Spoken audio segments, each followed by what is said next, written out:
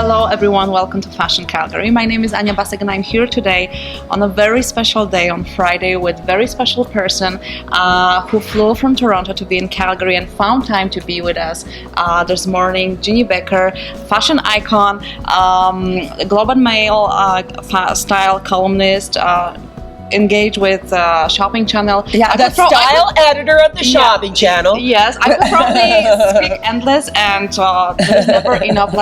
How are you, Jeanne? I'm good. I'm dancing as fast as I can. I like to say, obviously, there's a lot going on. I'm good. Yeah, you seem to be on the go all the time, and I'm glad that we can actually sit, not run. All right, now, Jeanne, I would love to ask you some general questions about fashion and style, because those are kind of the things that you're dealing with every day. What would you say for you are the most the biggest difference between words fashion and style? Well, I often say, and it was said to me once by Lauren Hutton, although someone once said it to her, so it's not her original quote either, but fashion is what you're offered, style is what you choose. So I think that's really important, where we're all playing the role of editor now with our lives. There's a lot of fashion, too much fashion probably, coming at us fast and furious. It's everywhere. Fashion is the spirit of the times, and it's what is in all the shops, and it's just everywhere. But we have the right and the privilege, really, to go out there and pick and choose what we want, what's right for us. Because obviously, some of these trends are just not appropriate for everybody. And it's the way we put things together, I think, that really make it so special and gives us our own sense of style. Yeah, of course. And I was always wondering, who really inspires you in your work?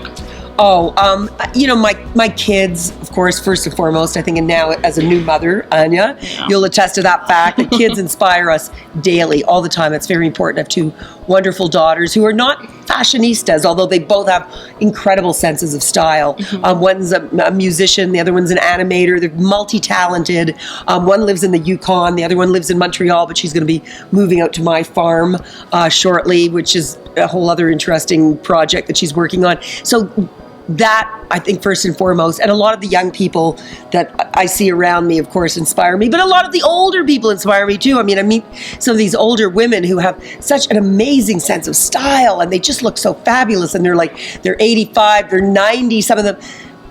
But I always look at them and think, I want to be like them when I grow up. So it's wonderful to think that you can have great style at any age. I'm inspired by some of the people I work with, of course, by all my great friends, by the people in my life, and by this whole generation of people that grew up watching me on fashion television. I find there's a great connection there. And when I meet them and they tell me how that show touched them and how it opened a window onto this glamorous world for them, and that's how they first learned about style for many of them, that in itself is inspiring to me, just hearing that story. Yeah, that's for sure.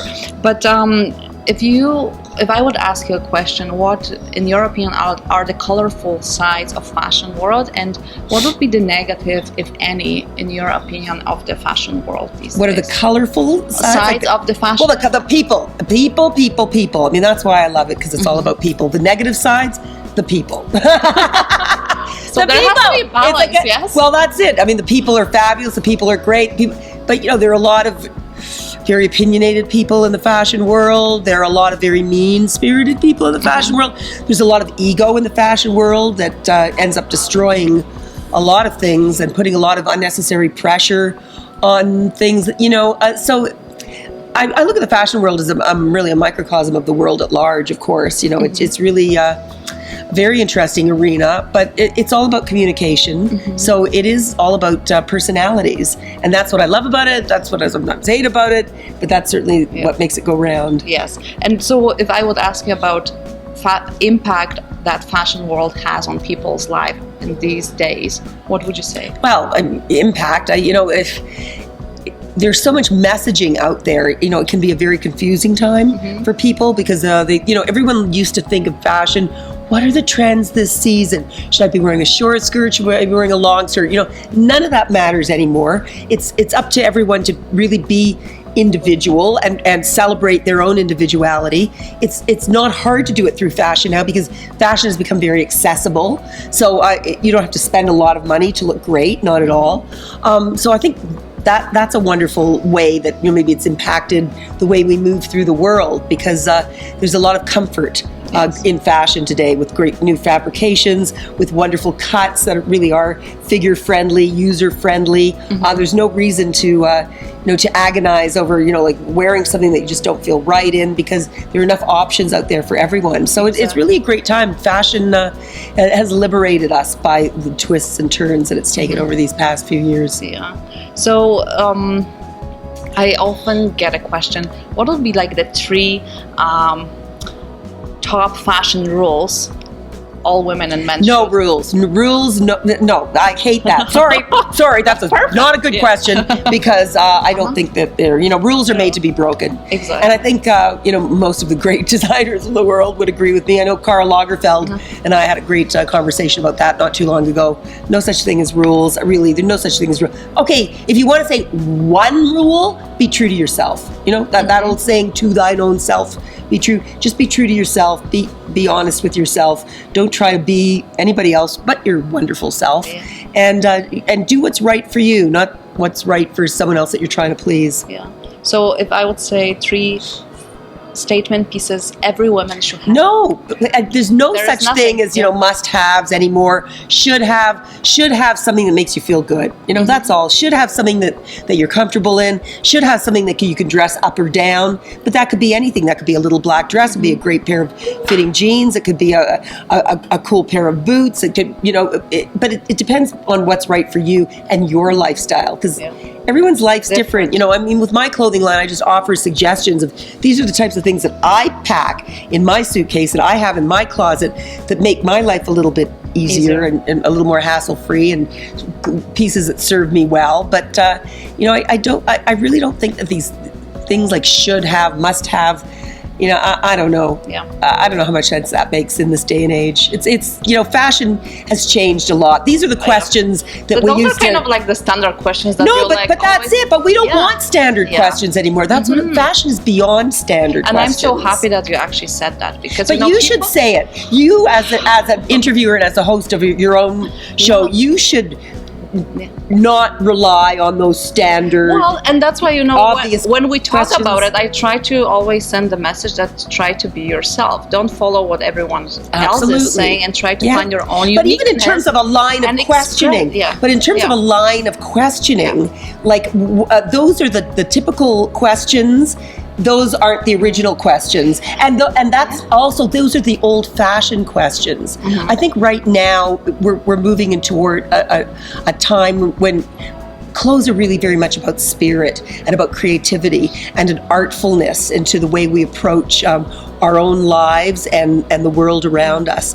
And I think that makes for a much more interesting dialogue than what are the 3 must-have pieces, or what are the 3 fashion rules. I mean, it's 2016. I know. Let's get with the tour. Exactly. And I love that your spirit and your energy when you talk about it, because you still pick up the magazines and you still read those old-fashioned questions. Yeah, and that's why magazines are sort of on the way out. I hate to say, there's some great magazines, don't get me wrong. Of course, but that's why I love the live conversation, because we can straighten those things up. We are right now in the almost time of the fashion shows. Do you think what we can expect to? Oh, I don't know. We can expect shows. We can expect skinny models coming down runways wearing fabulous clothes, and some people going yay and some people going boo, and it's just again, it's a system, and it's been something that's we've been seeing season in and season out. I think we're gonna hopefully find new ways of presenting fashion, new ways of buying fashion, new ways of for designers to really get their product out there. I think there's a lot of interesting things going on right now in the fashion world. It's changing at lightning speed. But what can we expect? We can expect a lot of noise. We can expect a lot of people trying to sell us.